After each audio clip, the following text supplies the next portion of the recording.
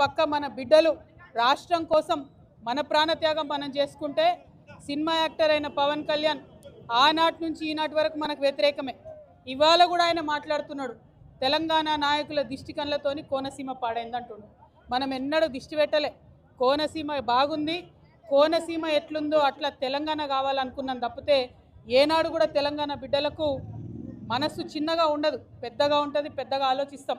మేము ఇప్పుడు కూడా చెప్తా ఉన్నాం, పవన్ కళ్యాణ్ గారు మా రాష్ట్రం ఏర్పడి 12 సంవత్సరాలు అయింది.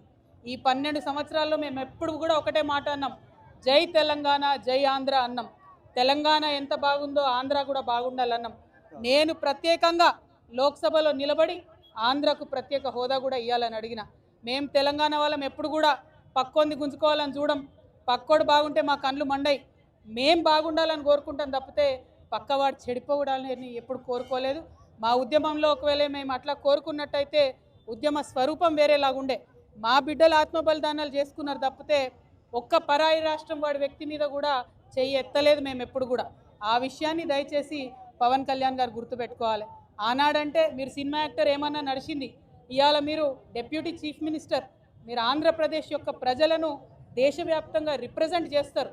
మీరు మాట్లాడే మాటలు కూడా మీ ప్రజలకు ఆపాదిస్తారు. కాబట్టి జాగ్రత్తగా మీరు ఆలోచన చేసి మాట్లాడాలని నేను పవన్ కళ్యాణ్ గారిని కోరుతున్నాను. మరిన్ని ట్రెండింగ్ వీడియోల కోసం న్యూస్ 18 తెలుగు యూట్యూబ్ ఛానల్ను సబ్స్క్రైబ్ చేసుకోండి.